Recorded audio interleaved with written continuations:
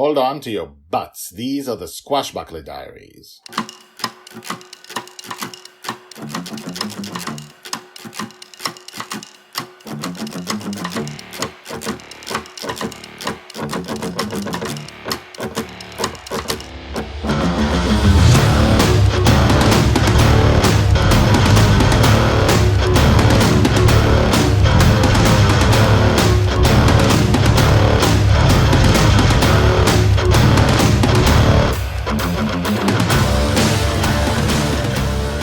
Welcome back. My name is Guy Hasson, and you are listening to the Squashbuckler Diaries podcast, the podcast about Joy, Shelley, the girl who lives in her father's dreams. We follow her from birth to death, and she only lives in her father's dreams for sure, as far as we know, in season 1. After season 1, she discovers she's in a dream, and who knows what happens. She finds a way out. We don't know what happens then, for now. We are following her from birth to death and seeing what kind of life it is to be in a dream. And we are seeing what kind of childhood this future heroine has, because she will save many, many things in the future. But I'll tell you what. This is part 5 of a 6-episode arc. And I'm not going to tell you what happened before. This is not the episode where you should be starting. Go back 5 episodes. Go back 1 episode where I spoil everything before, but then give you the big thing that happened yesterday. Do not start with this episode. I will not explain it, and you are missing out if you begin with this episode. Go back 1 episode. If you can't listen to 4 or 5 minute episodes, go back 1. And now I'll just begin. Episode 149, Playing with the Sword, Part 5, To Save Her Life. Joy's age 4.5, told by the Red Dragon. Dragonfather popped his head into the infinite prison and yelled, "Joy, we're being attacked by witches. They're your favorite. Coming to help?" It was less than 30 minutes before that everything I had told you about that day happened. The fact that Dragonlil accidentally sliced her father's eye, his miraculous recovery because he is the dreamer, her thinking she would be just like him, his hurting her to prove to her that she is not invulnerable, and her deep pain at that. Within seconds, Dragonlil emerged from the infinite corridor, ready for action. She ran to the cabinet with all the weapons, chose a small sword and a laser pistol, and joined her father in defeating the evil flying witches. Throughout their adventure, they did not speak of what happened once, but they clearly had fun and enjoyed defeating the witches. Once the adventure was done and the witches defeated and their leader imprisoned, Dragonfather tucked Dragonlil into bed. "You know, today," he said in a soft voice, "when I squeezed your shoulder, do you know why I did that?" She shook her head. He sighed. "It was wrong that I did it, and I will never, ever, ever do it again. But I'll tell you why I did it. You were talking about how you couldn't be hurt, that you couldn't be shot or hurt with a sword or anything.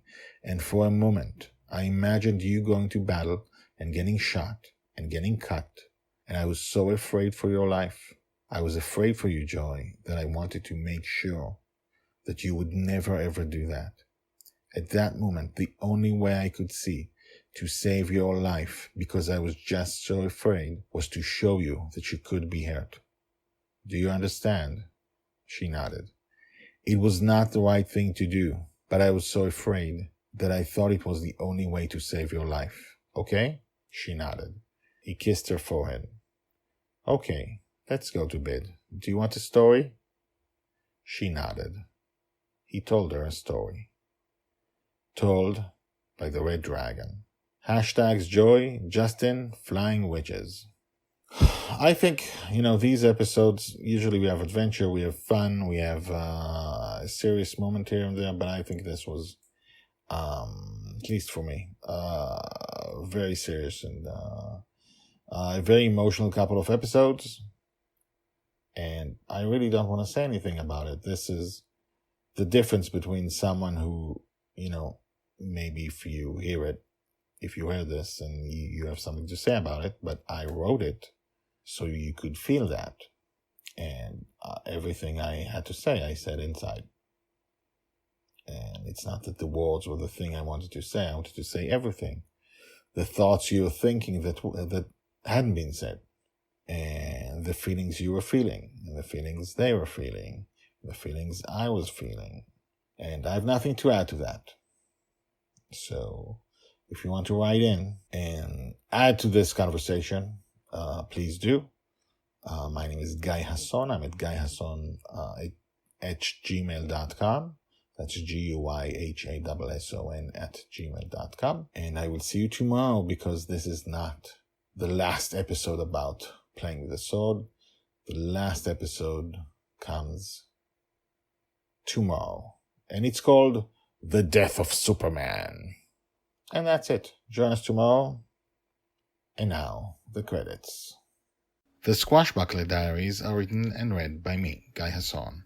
All the tags mentioned in this story are searchable at the website. You can find all the stories there in written form and, in fact, 150 Squashbuckler Diaries more. The Squashbuckler Diaries is the diary of Joy Shelley, the girl who lives in dreams. She'll be called the Forgotten Girl by her father. She'll be a true heroine. She'll change the world. This project shows her entire life from birth to death. Check out the website at guyhasson.com. That's GUYHASSON.com.